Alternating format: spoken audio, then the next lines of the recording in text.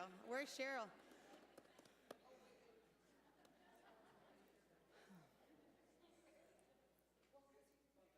Yeah, I know. It's crazy. Hello, everybody.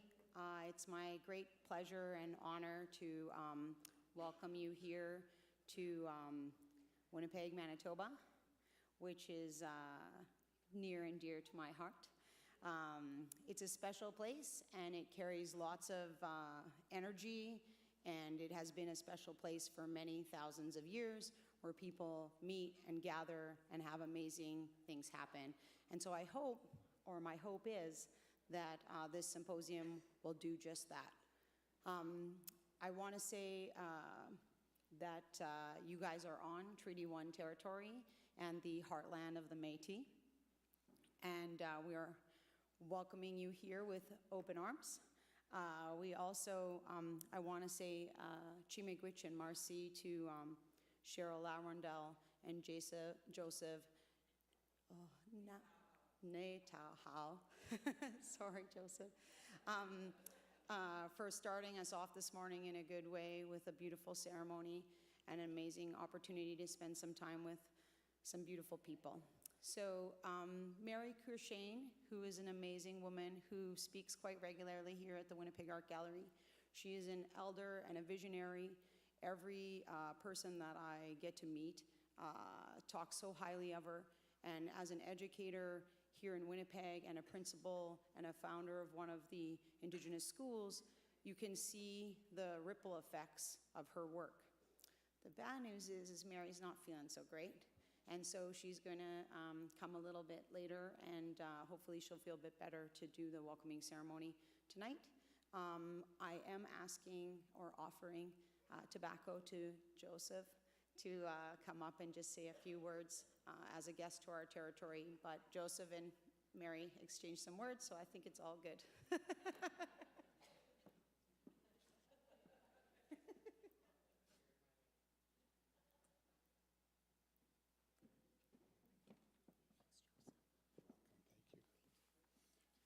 Thank you. No.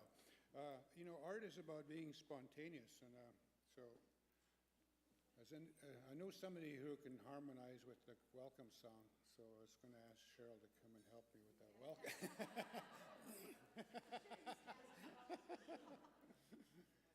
So I think there's no better way than to use art or music to welcome people. So I have a song that it has a bit of a history, but it's song that Cheryl and I sing whenever we can. And Miwasin, everybody say Miwasin. That means it's beautiful. And Asemina, again. Yeah, that's what it means. Asemina. We like that about the song. And Epitakotit. Epitakotit. So Mewasen Asemina Epitakotit. It is beautiful. Again, someone has arrived. Newakomagan, who is related to me. It's my relative. Uta Oma. Here on this Kitaskino, our land. So that's a welcome song. So with that, we'll use that we use it in the Sweat Lodge also to welcome ancestors. So it's a song to ancestors as well as people that are physically in our presence or to come to visit us. So Cheryl will do a welcome song. And 4 times? 4 times? Yeah, 4 times. Good. Okay.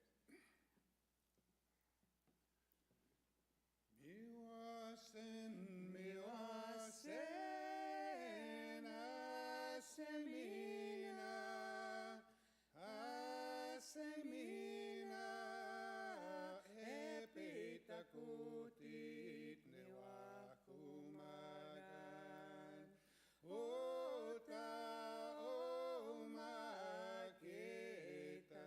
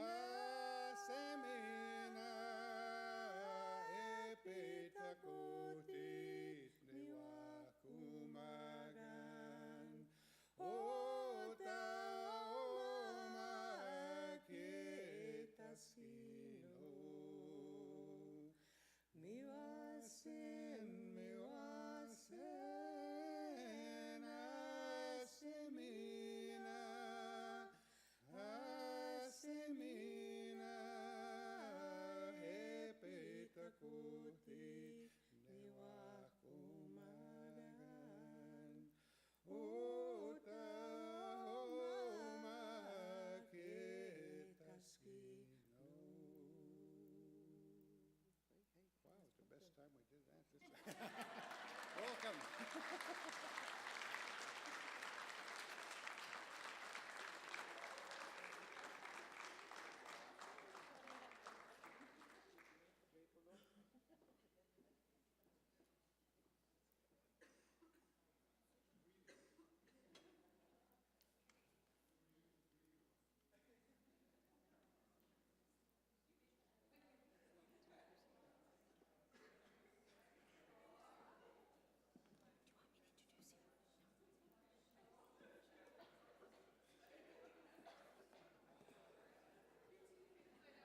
That was amazing. Thank you, Joseph and Cheryl. Good morning, everybody. I'm Jason Lewis. I'm the director of the Initiative for Indigenous Futures.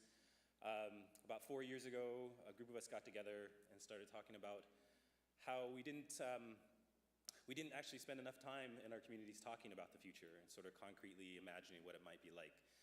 And so we put together the initiative to sort of open up those conversations in lots of different ways, through artwork, through residencies, through doing workshops, and in general sort of trying to just encourage that conversation to, about really visualizing where we want to be 7 generations from now. And one of the things we do is are these symposia. And so this is the 3rd symposium, and Dr. Julie and her team have put together an amazing agenda for us over the next couple days. Really excited to see how things unfold. Really excited to see all your beautiful faces in the audience. And I just want to take a moment to say thank you to Julie and to your team for all the incredible work that you've done and the thought and the care and the good minds that you brought to this. So thank you.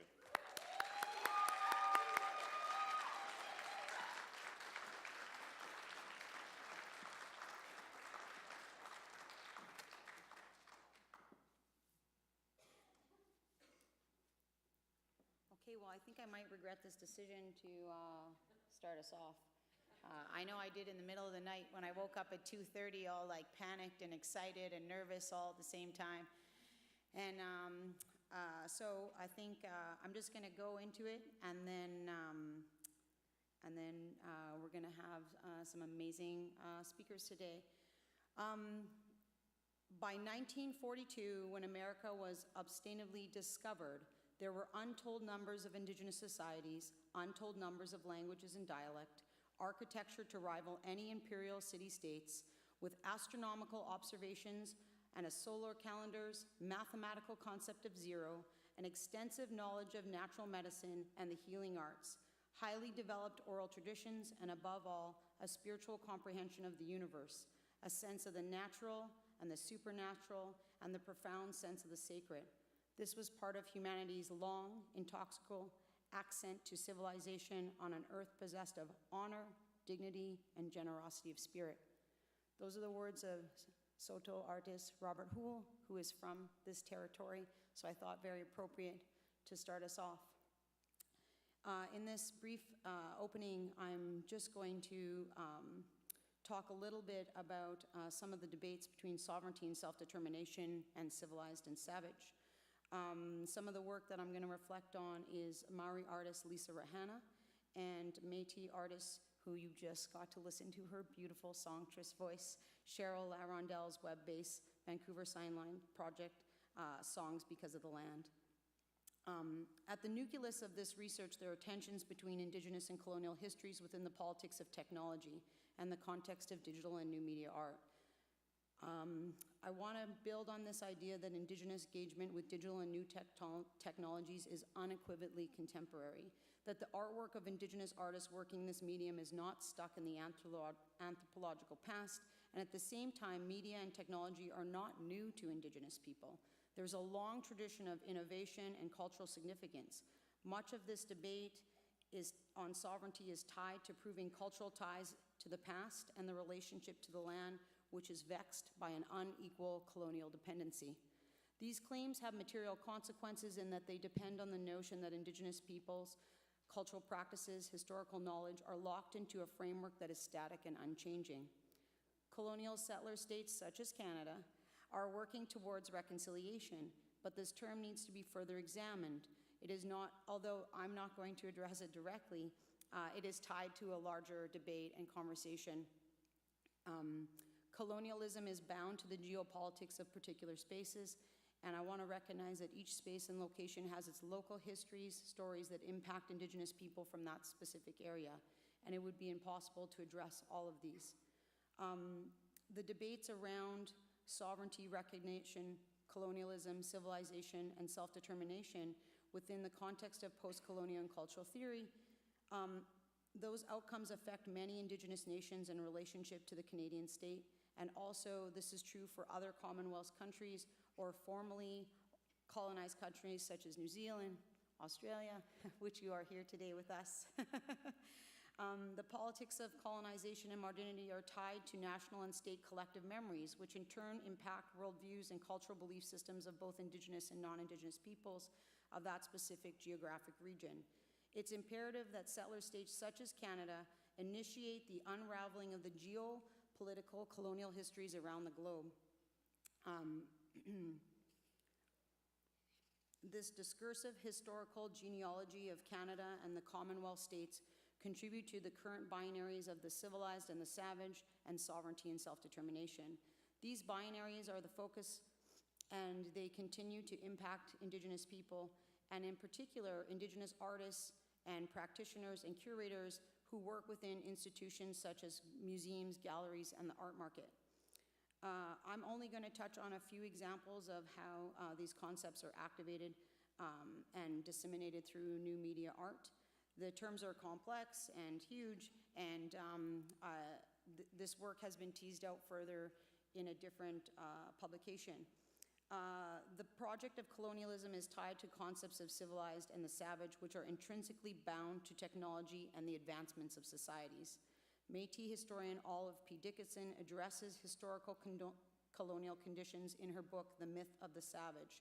Dickinson's main argument is that French settlers justified colonialism in the Americas by creating the civilized-savage dichotomy. She writes the word civilized is usually applied to societies possessing a state structure and an advanced technology, while the term savage is applied to societies at early stage of technology, a stage at which they are believed to be dominated by the laws of nature. This totalizing logic was applied to the people of the New World in total disregard for the fact that in the 15th century, Indigenous people of the Americas had a greater variety of societies than Europe. In fact, beautifully articulated in the epigraph by artist and intellectual Robert Gould, who argues for the technological strength and advancements of past Indigenous societies. It is this reality that contradicts the colonial rationale for the Americas. Scholar and artist Jackson Two-Bears argues that Oiano, if I'm saying it right, Indigenous people, we have always had a way to understand technology that is uniquely our own. I find that we tend to look beyond material manifestations straight through to the spirit, and therein try to discover the essence of something based on something my grandfather would say, what our hearts, minds, and spirits tell us. Cultural media theorist Liv Manovich argues that the language of new media must be located within the histories of modern visual and media cultures. He postulates that new media relies on older cultures, forms, and languages, and he asks in what ways in which new media break away from them. As stated by Gould, Two-Bears, and Dickinson, Indigenous people have always been fascinated by technology. We continue to evolve and manipulate media for thousands of years, and we are at the forefront of defining and determining the relationship between cultural knowledge and language within the practice of new media and digital technologies. Yet, Indigenous cultural knowledge is not static, but in a constant state of flux, and part of a living and embodied practice. Recent exhibitions such as Beat Nation, Close Encounters, Sakahan, to just name a few, demonstrate what Haudenosaunee curator Ryan Rice argues in the context of his exhibition, Oh So Iroquois. Contemporary Native artists remain among the avant-garde, moving freely between traditional practices, contemporary theories, methods, and materials. In doing so, they challenge Eurocentric preconceptions as well as colonialism's program of marginalization. I'm arguing here that one does not have to look very hard to visualize the merging of past traditions such as hidework, carving, dance, regalia, iconic images, intertwined with turntables, video, audio, web, computer data, graphic design, and digital devices. These artistic representations clearly demonstrate that contemporary Indigenous artists are not frozen in time, because our work is in a constant dialogue with popular culture, digital and new media, and it bridges past traditions and knowledges with current evolving technologies. Cheryl Larondel's web-based project, which I, you should just say the title, Cheryl. Yes, that. Is from a Cree worldview and language to tell stories of people living in Vancouver, to sing and speak to the land. She has created a dialogue with ancient knowledge and language embedded within new technologies. Digital and new technologies allow for Western constructions of linear time to be manipulated. Current technologies including circuit bending, projections, data processing, sensors, media platforms, and many others continue to shape our relationships to politics of time. Digital technologies can create imagined worlds, new spaces and realities that operate outside of the colonial binaries. As Indigenous media scholar Michelle Raja argues within the context of the virtual reservation, she says, it has the ability to transcend time and space.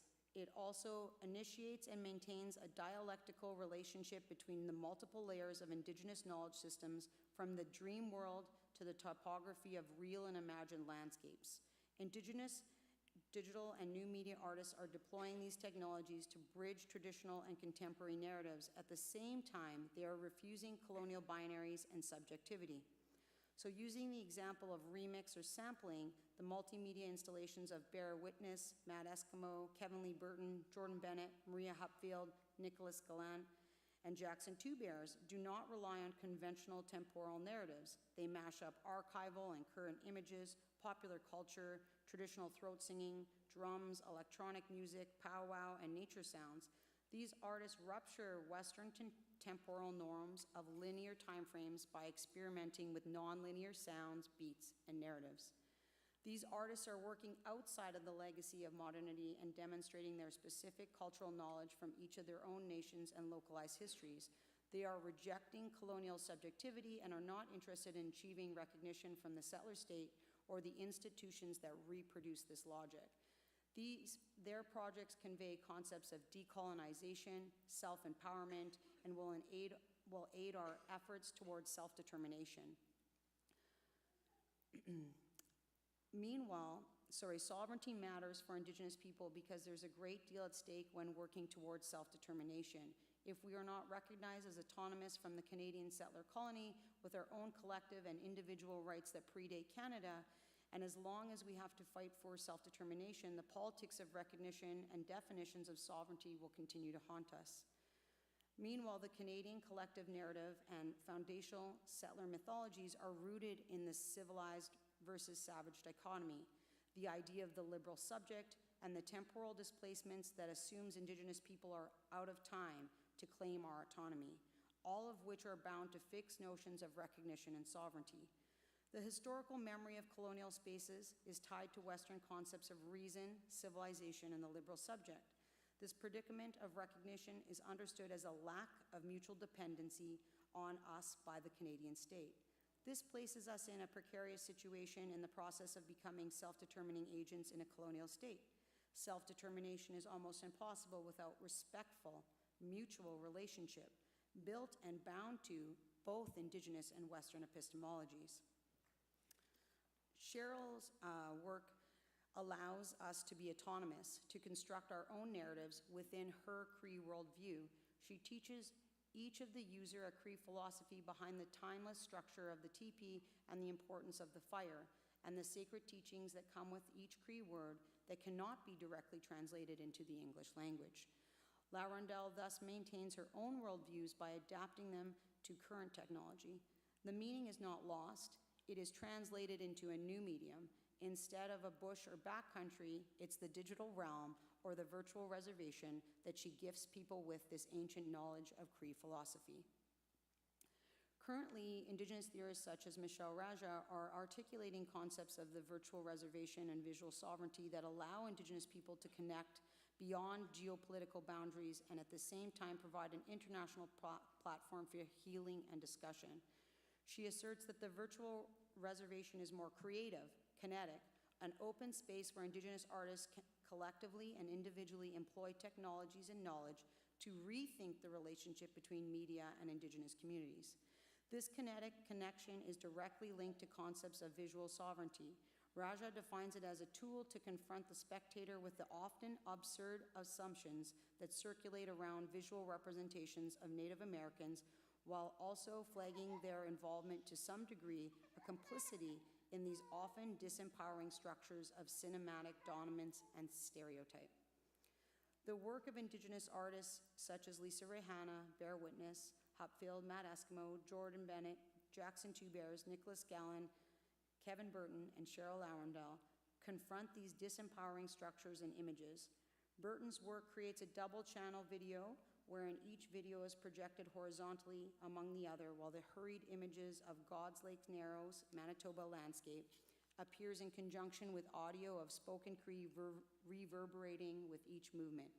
These artists or installations or virtual works confront the viewer with our own colonial reality, while at the same time demonstrating the artist's ability to manipulate new technologies and create innovative pieces.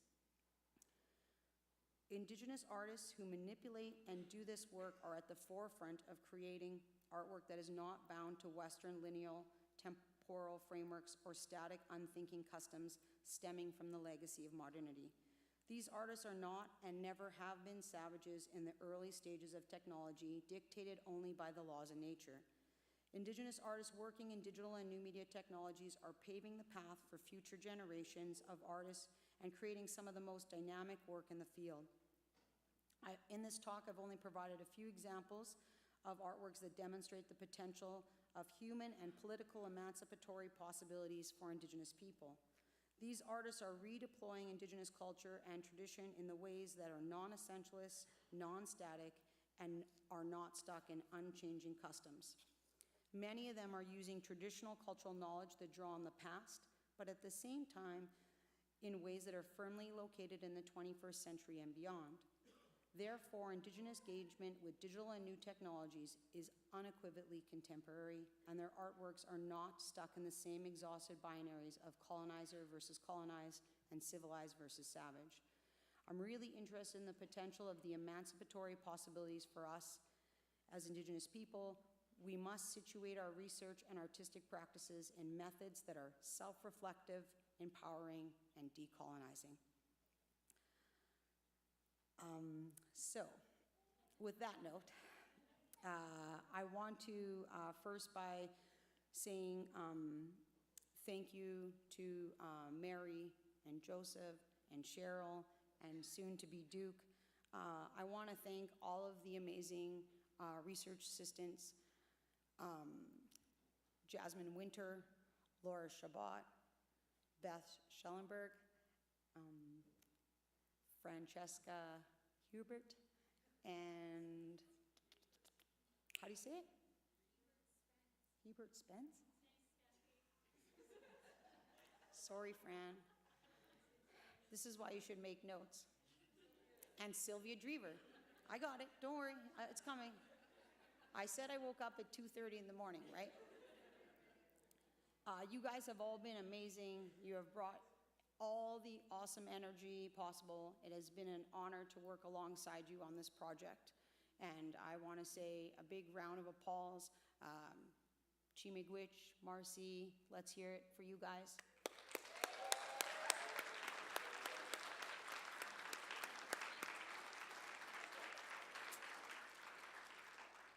Without you, nothing is possible. So I just want to say that. Also, too, I want to say a big thank you to the IIF team, Jason Lewis and Skal Minotti. I also want to thank all of the WAG staff. Same thing, everybody's just been amazing and super supportive. I want to say a special thank you to Stephen Boris, Annette Trembe, and Serena Kuchevsky. I also want to say thank you to my co-conspirator and my co-curator, Jamie Isaac. Woo! nothing is also possible without you. And your brilliance, grace, fierceness, and love is what really transforms this space. So thank you, Jamie. Woo! I could just do this all day. Thank people. I also want to say thank you to the GLAM Collective. This is part of our grant as well. The GLAM Collective is Galleries, Libraries, Archives, and Museums. That's myself, Heather Agugliorte, and Carla Taunton. So same thing, you guys make work fun. There is nothing better than getting to work with people you love. I also want to say a big thank you to Carrie Swanson, who's our consultant, who's a friend, who always comes in when I need her, and is an amazing person to work with. And she is working on the International Indigenous Curators Exchange with the Canada Council, Creative New Zealand, the Norway Arts Council, and the Australian Council for the Arts. I want to thank all of you guys for participating, allowing us to have such a depth of international Indigenous voices. We have all Indigenous panelists, which I'm really excited about. And Jason also pointed out that there is an overbalance of women, which is awesome, which he was excited about. And woo! I can say that that was strategic. So at this moment, I want to introduce Duke Redbird.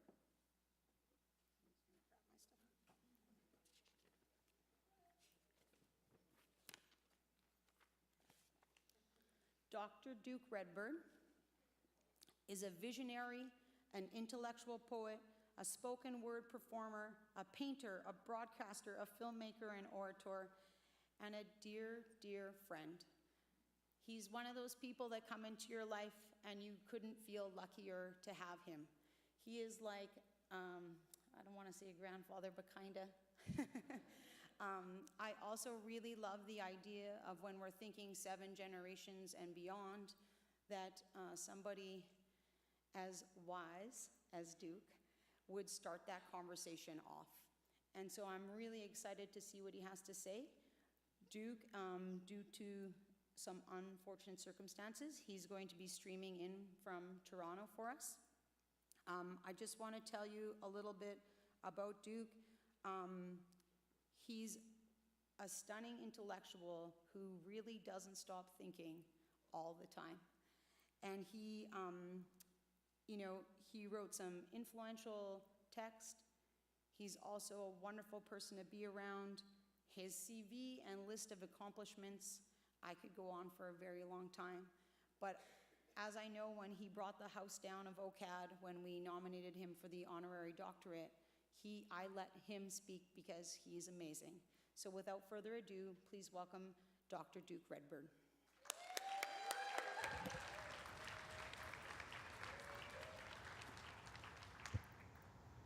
Ani, Bojo, Sego, Tatsi. Yes, my name is Duke Redbird in my native tongue. My name is Mugwump Squapaneche. I'm the curator and advisor of Indigenous Arts and Culture with the Museum and Archives of Toronto District School Board. So I want to say good morning and thank you, Duke, for those kind words.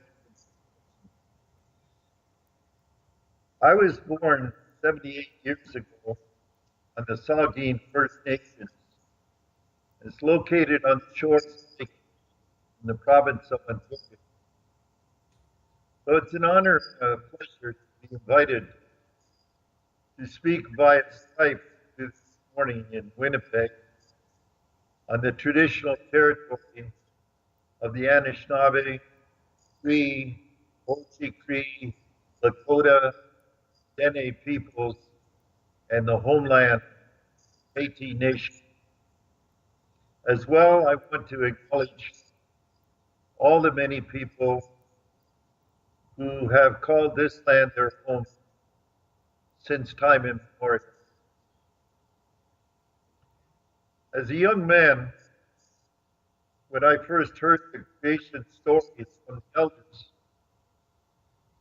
they all agreed Genesis among people was always right here on Turtle Island. They never spoke of a land bridge or migration from some other place. In fact, I learned from the elders that we have always lived on Turtle Island. And this knowledge was in direct contradiction to everything I had learned in school, from kindergarten through university. It was taught that a migration had taken place over the Bering Strait from Asia 12,000 years ago, and that was the origin of my people. I'm happy to report to you this morning that this theory has been devised and discredited by new research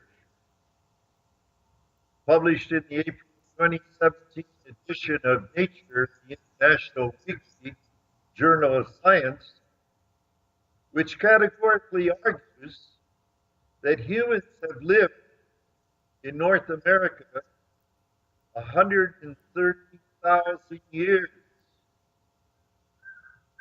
The elders' teachings were right all along.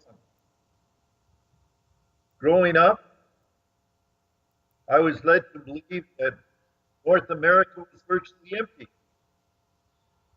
except for a few tribes, nomadic peoples, who had wandered across the Bering Strait from outer Mongolia to the last ice age. I was taught that my ancestors were Stone Age peoples who had not evolved through the Bronze Age, the Iron Age, and the Atomic Age.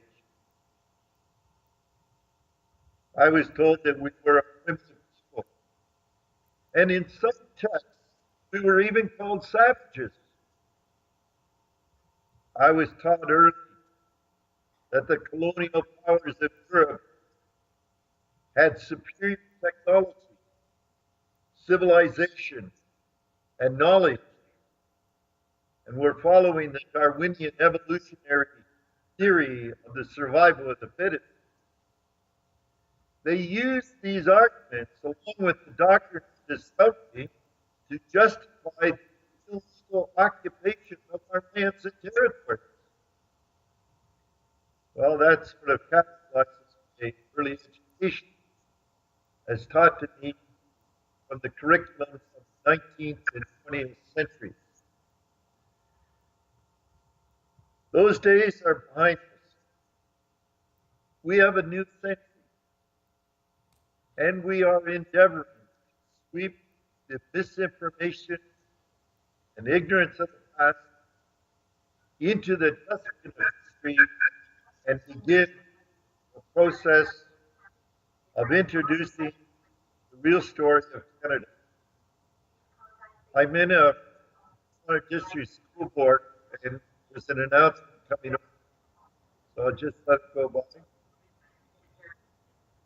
Okay. Anyway, like I was saying, we're sweeping all that misinformation and ignorance into the past into the dustbin. And we begin the process of introducing the real story of Canada and the people of Indigenous ancestry. In an effort to help understand the Native perspective regarding these topics, let me begin just before the arrival of the Europeans. The Indigenous population in North America was estimated to be between 2 million to 20 million or more. No one knows for sure because there were no census takers in those days. One thing is for certain. The continent that my people call Turtle Island was well occupied and traveled for at least 130,000 years and was the home to over 500 separate nations, speaking diverse languages, practicing different traditions, and representing many unique cultures. The indigenous peoples who populated the vast forests and lake regions of eastern Canada lived in tranquility and harmony with the land. Our forests were home to a multitude of creatures, from the magnificent moose to the sprightly deerfoot. The forest gave shelter, sustenance, and life. Our lakes teemed with all manner of marine species. In fact, early explorers from Europe told of being able to lower baskets into rivers and then retrieve them full of fish. Our skies in the fall were darkened by masses of birds flying south. Early settlers reported that the sun was virtually blocked out for days during the annual migration of the passenger pigeons. Amidst all this abundance, the indigenous peoples lived in a condition of security and well-being that was the envy of the Europeans who first made contact with our people. When reports of the New World began to filter back to Europe, academics of that day were astounded to hear that people lived in North America in harmony with the earth and at peace with neighbors. It seemed impossible to a 15th century European that whole nations could exist with complicated social structures without the so-called essentials of European civilization. Here on Turtle Island, our nations were socially sophisticated. We were a people who engaged in trade, good governance, without a written language, without books and libraries, without schools and universities, without civil and religious institutions, without kings, armies, police forces, magistrates, judges, citizens, without coins, currency, or banks, without concepts of deeded land ownership, and without factories, guilds, and warehouses. Yet these nations maintained orderly social structures, interacted and traded with neighbors, raised their young, honored their old, in short, clothed, fed, sheltered, and doctored ourselves without taxes or organized enforcement agencies to ensure adherence to rules. This morning, all of us in this got out of bed and started our days with a combination of one or more of the following motivations. They are money, power, self-preservation, and romance, which includes the family, community, nature, music, art, and culture. That's it. That's all there is to motivate human beings to do what we do. That is the world we live in today. And our world today is much different from the universe of the First Nation peoples of the Americas or Turtle Island. The colonial world has brought Canada the early settlers, colonists, included money and power, two unknown, previously absent motivations in the traditions and cultures of Native people. In pre-contact North America, there were no institutions organized around power, and money did not exist. The only reason to get up in the morning in those days was for the pursuit of food and shelter and the raising of the family. Romance was satisfied through the arts, music, dance, and nature. Social interaction, seeking understanding of the environment and the wisdom of nature fell under the category of self-preservation. No concept of money, no institutions of power. Even the languages of the New World are linguistically structured differently than binary-based languages of Europe. Words like why, either, or often were absent. Indigenous peoples could describe how something happened, but not why it happened. The old world and the new world were as different as apples and oranges. The European idea that humans were superior in the hierarchy of creation and were driven to impose man's will upon the geography and the environment that he inhabited was in direct opposition to the indigenous culture that believed human beings should change themselves to suit nature and live in harmony with the Mother Earth. Native people saw the earth as our mother, and that in the hierarchy of creation, she came first, followed by plants and vegetation, because they fed us, healed us, and opened our consciousness to visions. After the plants came the animals, who we described historically as creature teachers. The indigenous peoples across Turtle Island consider themselves even today as the stewards of the environment.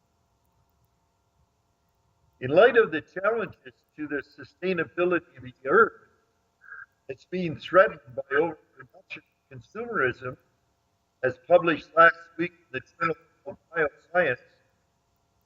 More than 15,000 scientists from around the world, 180 countries, announced a warning to humanity that near-term human extinction may be closer than we think.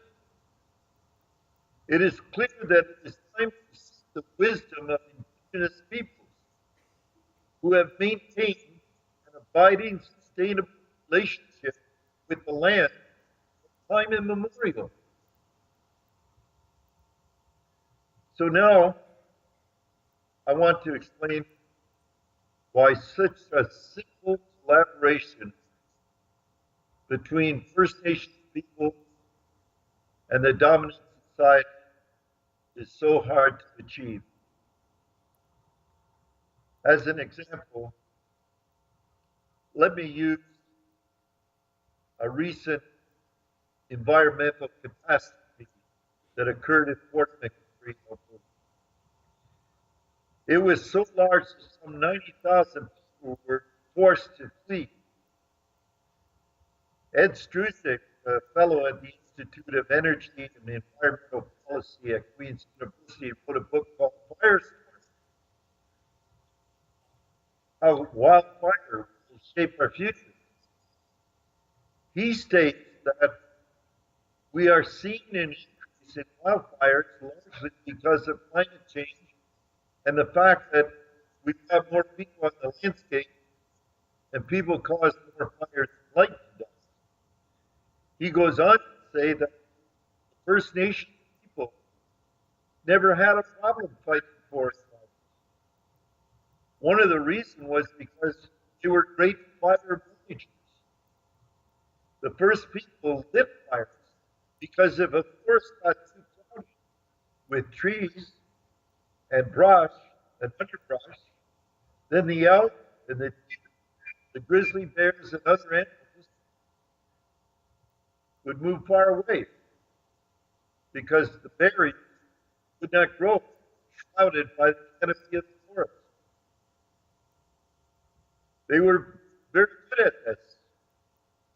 However, the National Park Service considered this counterintuitive. Tourists don't like fire. And we still have that attitude today. He continued, it is a carryover from generations of thinking that whites are a superior class of people and that First Nations are primitive in the way they view the world. When the fact is, they had a much closer relationship with the land and they understood how things work. There's a lot of groups, institutions, and universities that are now starting to look at traditional knowledge as a way of moving forward. In John Ralston Saul's book, The Comeback, he states that the Europeans see humans as the purpose of the planet and constantly seek conclusive answers that suit those European humans. Lots of moral determination, lots of right versus wrong, and an idea, erroneous idea, of continual progress. A very linear idea that leads down a path into such simple assumptions as continual growth or growth state. He argues that in the northern half of North America, indigenous people tend to take traditional or circular approach. Humans are part of the whole, not elevated above and its other inhabitants. So indigenous people see themselves from within existence. They do not gaze down upon it from above. This changes radically how things are conceived, and therefore how things could be done. John Ralston Saul further states that most of us agree that we are in some sort of environmental crisis, brought on by a linear Western model that interprets the planet as our passive servant. This idea accounts for our capacity to build and accumulate wealth, but it also accounts for the ease for which we slip into violence. And today, for our inability to take our environmental crisis seriously, more and more people see this linear model as old-fashioned, even a dangerous theory. On the other hand, the Northern Indigenous philosophy sees the human as an integral part of the whole, which means we all have obligation to the other elements of existence. Europeans who came to Canada from 1600 on rapidly came to accept and live with the indigenous philosophical view. It made sense to most newcomers because they saw it as a way to survive. This could not be described as an appropriate, even a highly contemporary philosophical model for all of us. Since Aboriginal societies never introduced ideas of money and organized institutions of power into their daily lives, they weren't affected by an erroneous assumption that was concocted in the 16th century by Machiavelli and Hobbes, and in the 19th century by Sigmund Freud, who gave us a psychology of selfishness when he wrote that children are completely egoistic. They feel their needs intensely and strive ruthlessly to satisfy them. This idea influenced classical economics that adopted a model that says people are primarily driven by self-interest.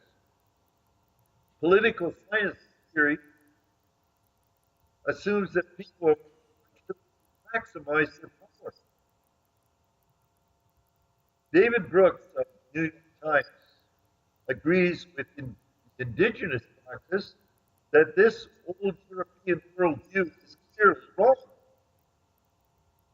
Native people realize that the push of selfishness is matched by polar empathy and altruism. The native tradition of generosity was demonstrated in the early days when indigenous peoples throughout Turtle Island welcomed and freely shared the land that the earth's abundance to the settlers. No payment in coin was expected or received. Gifts were exchanged, and it was assumed that whatever resources were acquired would be shared by everyone. Only when some government officials introduced money as payment in return for kindness was the tendency to be generous crushed. This is scientifically backed by such studies described in Matthew Richards' book, Altruism. If an 18-month-old baby sees a man drop a clothespin, she will move to pick it up and hand it back to him within 5 seconds. The same amount of time it takes an adult to offer assistance. However, if you reward a baby with a gift for being kind, the propensity to help will decrease in some studies by 40%. The Europeans were willing to buy everything, assuming that the natural human selfishness would overcome the love of the land. When they realized that the land could not be purchased, in the United States they declared war and conquered the indigenous territories. In Canada, it was more sinister. They introduced a treaty process that reflected the indigenous worldview of sharing long after the colonial officials had ceased to believe in this indigenous approach to life. This was the way later treaties were obtained, by pretending to believe in order to get the First Nation leaders to sign. As a result, the government has become increasingly hypocritical and cynical. No doubt, as John Ralston Saul points out, an increasing number of negotiators representing Ottawa from the time of Confederation on thought they could negotiate and sign in bad faith because Hi, Duke. Sorry to interrupt you. Can you hear me? Yeah. We're having some technical issues, so the sound's not working very good. Oh. And what I'm wondering is if you could turn off your video. And Yes. and then just go to audio. We might move into having some questions if you feel that you want to do that. Sorry to cut you off. Let's see if we can get a better sound happening. Do you want to speak for a few secs? I'm not sure what we're doing. Sounds better already. And where do you want me to pick it up? Evan, can we try turning it down a little bit? It's just a little loud. Sorry, everybody. This is the fun part of technology. Nope. It's okay. I'm supposed to stall you for a minute. I don't know if I'm supposed to get Kathy up here to do a jig with me or what. She's laughing, but I'm not kidding. No. I will say one thing that I did forget to say. Jamie had inspired this when we were having the opening for Insurgents Resurgence, and so I do want to invite everybody to go in and see the exhibition if you haven't seen it yet. And the catalog actually is arriving this morning. I know, this is all good. And so maybe a week ago, I have 2 little girls, for those of you that don't know. One is 5 and one is 8.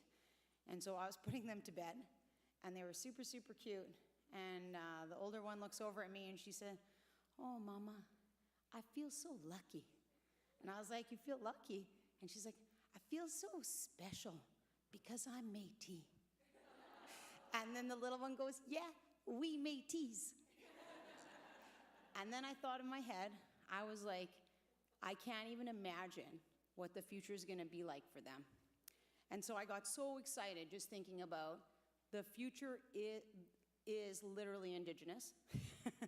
And I thought, since Jamie had inspired this before, if we all yell, "The future is Indigenous," kind of like how Joseph made us speak Cree, maybe we can bring some energy into the room. So 1, 2, 3.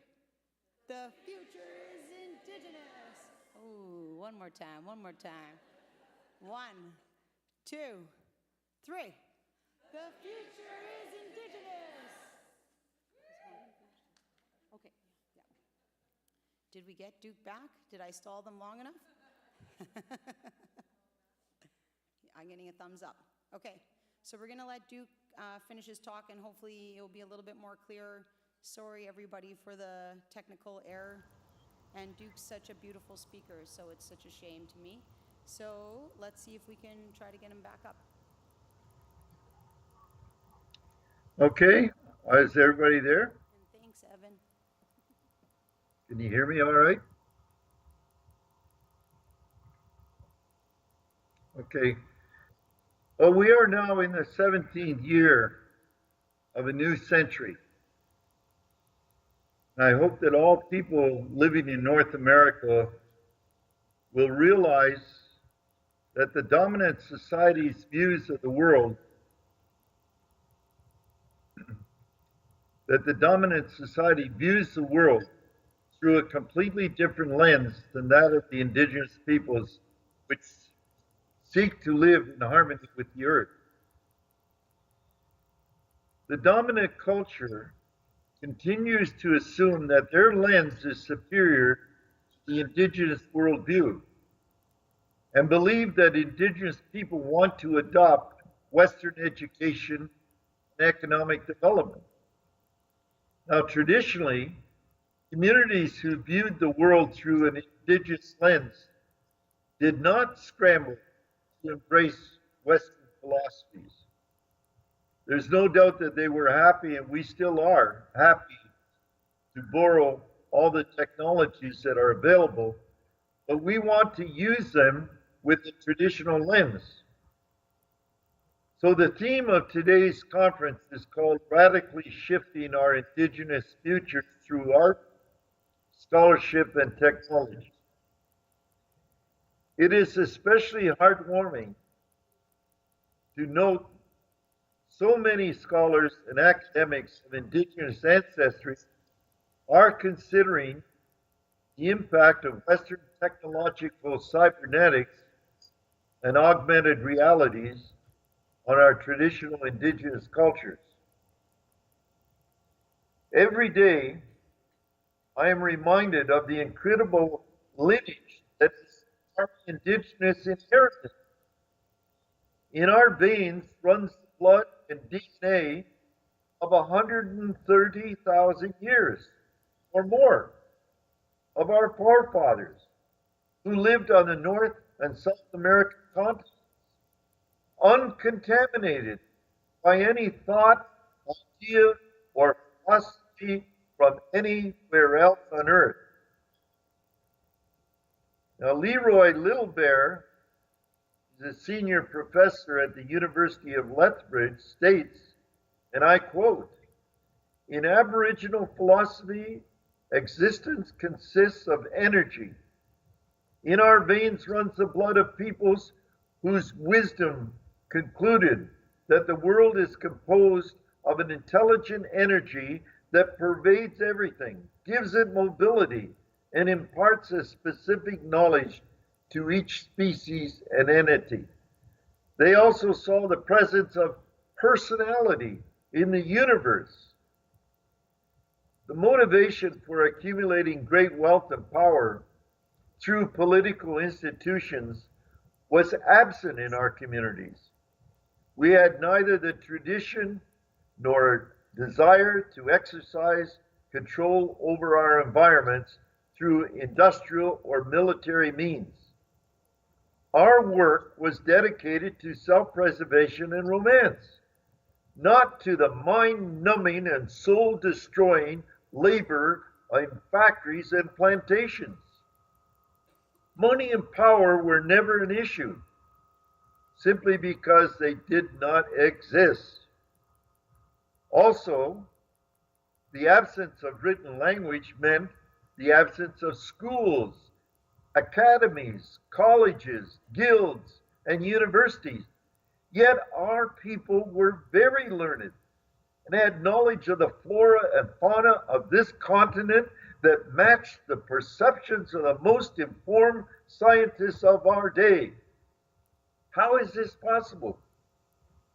We know that the early settlers were dependent upon the experience and proficiency of the indigenous nations, yet they were mystified how a people without traditional European-style institutional education could acquire such sophisticated knowledge.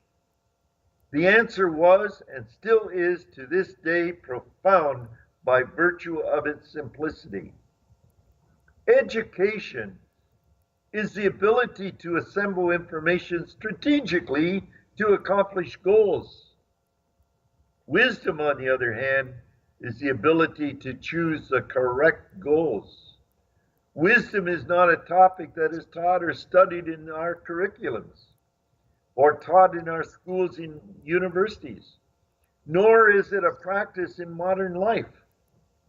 Technology can put a man in space or a microcomputer and nanobot in every creature on Earth, yet technology cannot answer the last question that should ever be asked of anything, and it is an indigenous question.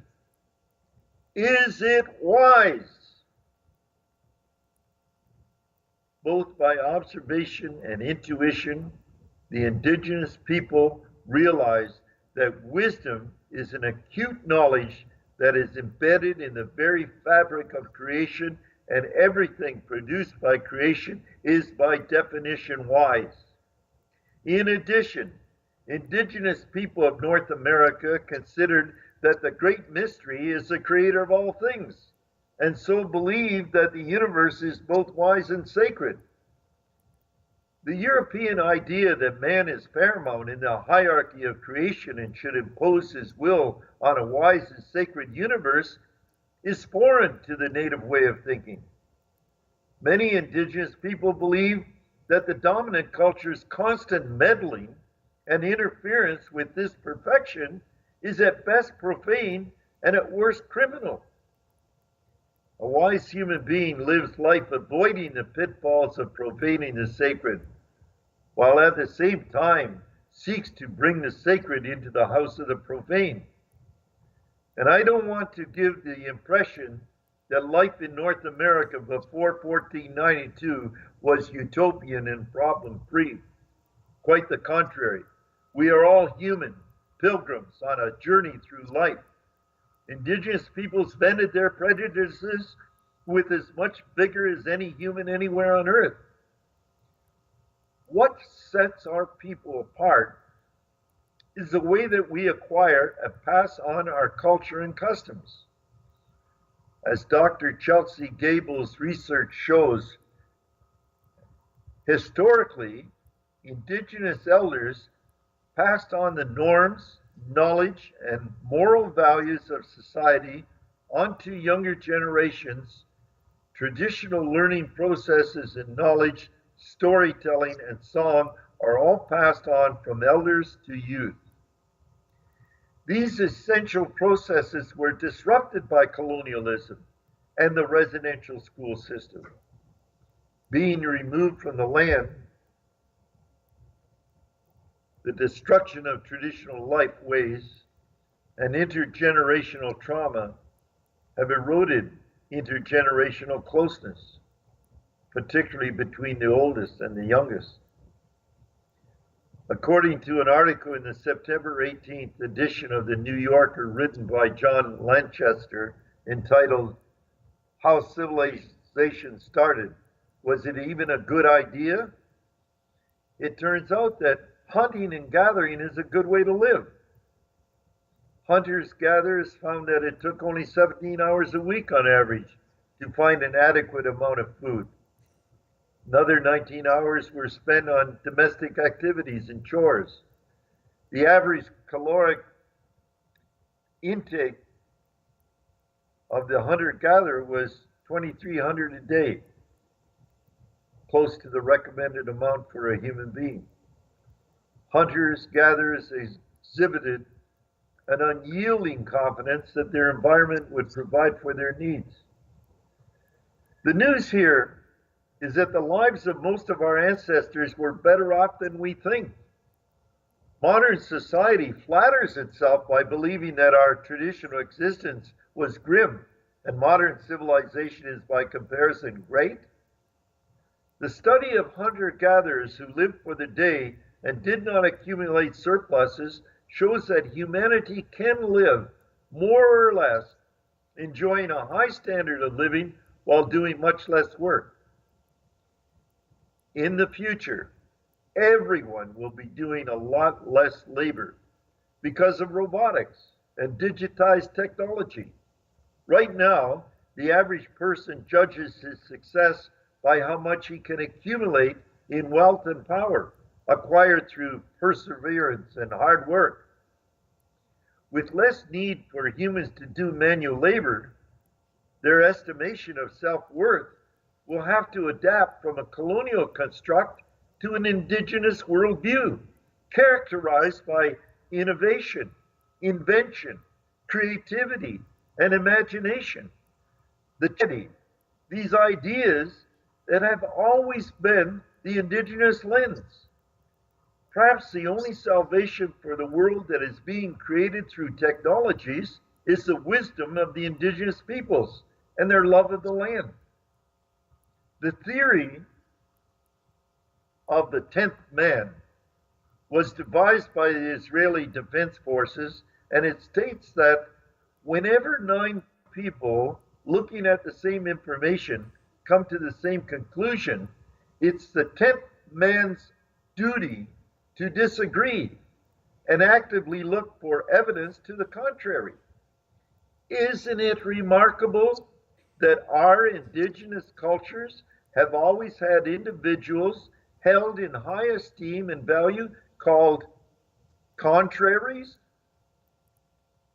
Wikipedia describes a contrary as a member of a native tribal group who adopted behavior that was deliberately the opposite of other tribal members. In today's world of information technology, artificial intelligence, and robotics, modern corporations have introduced the theory of dissent as a type of devil's advocate to deliberately question the value of any decision taken by management. The duty to disagree is a highly paid specialist position in modern business, such as Facebook, Google, and Amazon. Another remarkable idea that employed by indigenous people was the practice of counting coup. It refers to the winning of prestige by touching an enemy warrior with the hand, bow, or coup stick and escaping unharmed. In today's terms, we want to touch the heart of the dominant society with a coup stick called sustainability and the love of our Mother Earth, and by offering our contrariness as the 10th man in the room, in this case, 2 million indigenous lenses against the 40 million Canadians holding the dominant worldview, we can retain our traditional relationship with the earth and at the same time offer the world an option of sustainability that will guarantee a healthy and balanced future for generations to come. However, pursuing a conventional education, hoping that our degrees will guarantee a place in the brave new world of the future, is fraught with uncertainties and the danger of losing our connection with our traditional ways and heritage. It was while I was at York University enrolled in interdisciplinary studies that I began to explore the notion that vision quests and dream journeys were a legitimate educational experience that could be compared to obtaining degrees in higher educational learning. Vision quests result in enlightenment. Dream odysseys are like classrooms of the mind. Certainly, my ancestors put more emphasis on the wisdom obtained through dreaming than that which was obtained through observation or experience. I know the old people back home viewed with healthy skepticism opinions that I had learned in school, but readily accepted information that I had received in my dreams. I'm sure that many of you have had the same experience talking with your elders. And I, like all of you, labored with my studies in the accepted manner and fulfilled the mandatory requirements, writing essays, passing tests, and defending my thesis using all the tools associated with accepted academic practice. I was successful and graduated with my master's degree in 1978. However, I had a curious, disquieting feeling that I had not experienced or explored all my potential and had not tapped all the resources available to me. In my travels, I met both Indigenous men and women who had never set foot in a university, yet had a knowledge that far surpassed the academics that taught me.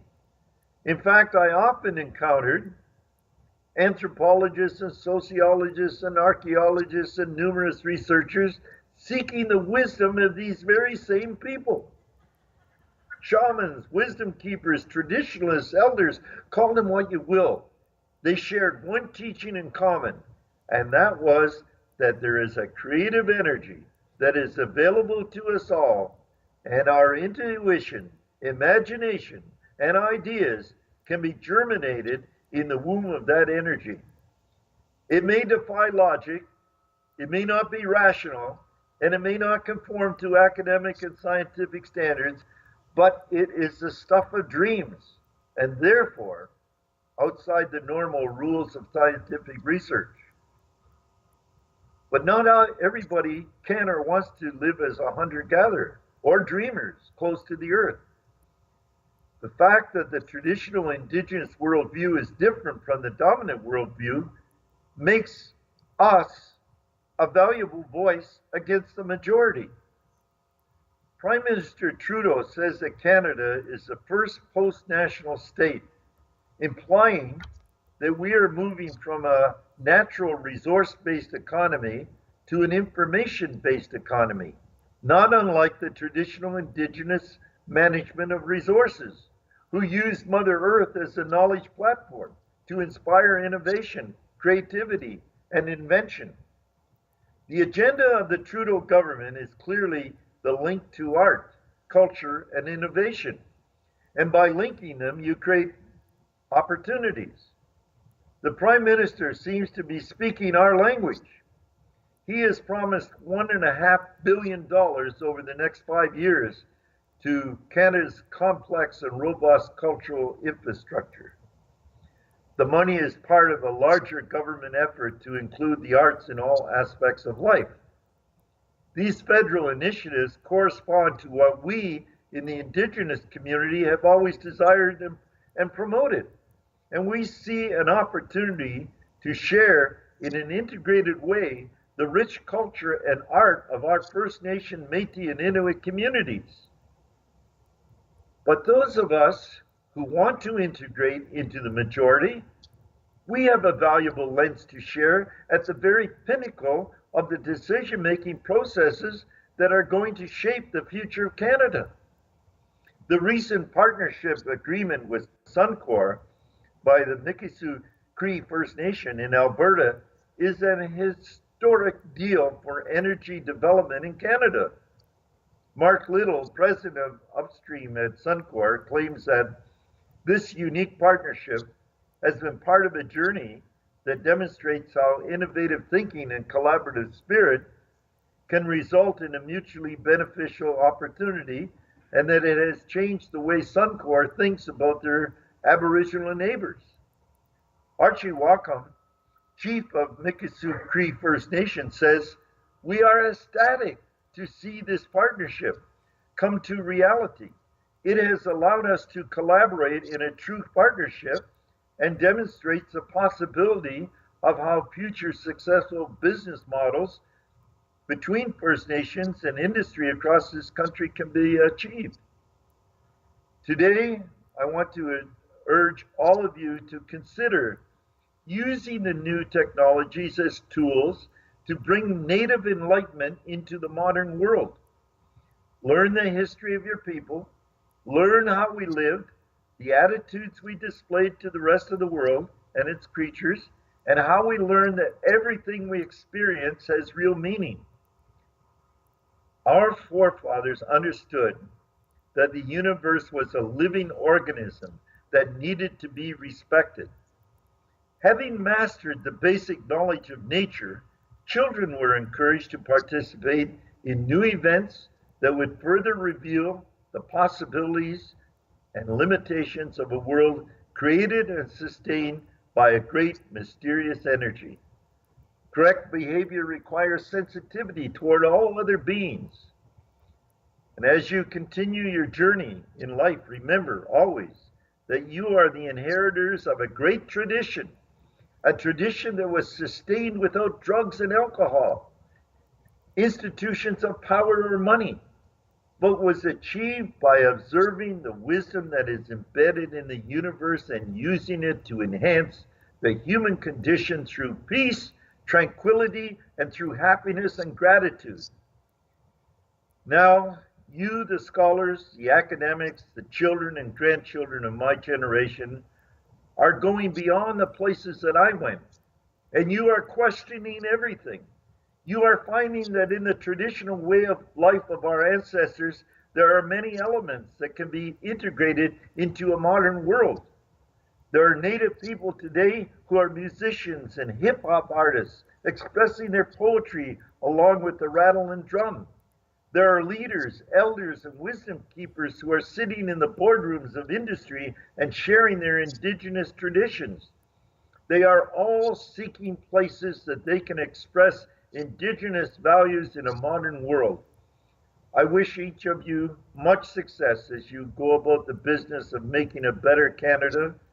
Take pride in your achievements and choose goals that celebrate and uphold the values of our Native cultures and communities. Miigwech, and thank you very much for allowing me this opportunity to speak with you.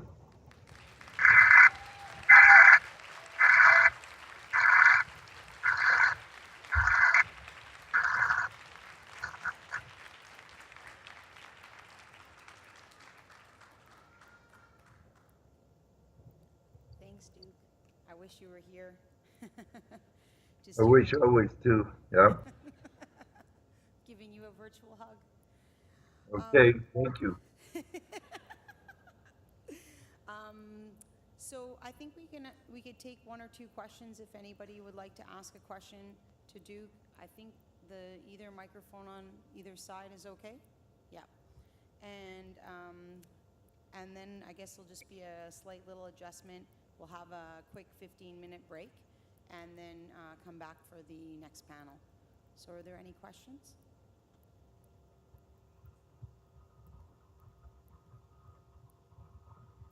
Maybe you just blew our mind, Duke. Miigwech and Marcy, Duke, and I can't wait to see you when I'm in Toronto next. Thank you so much. You're Oh, you welcome. have a question? Oh, sorry, we have one question Oh, here. okay.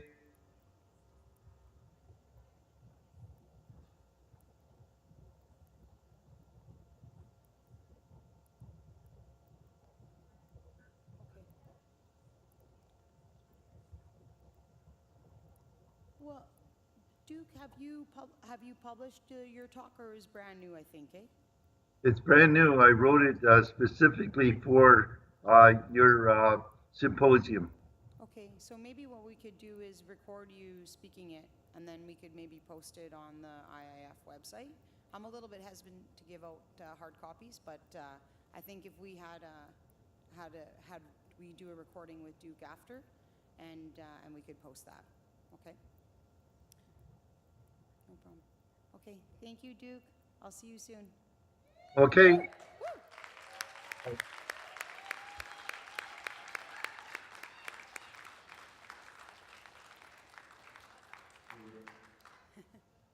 So just a quick 15-minute break, and then we'll have the next panel, Dreaming of Our Future, 7 Generations Ahead. Okay.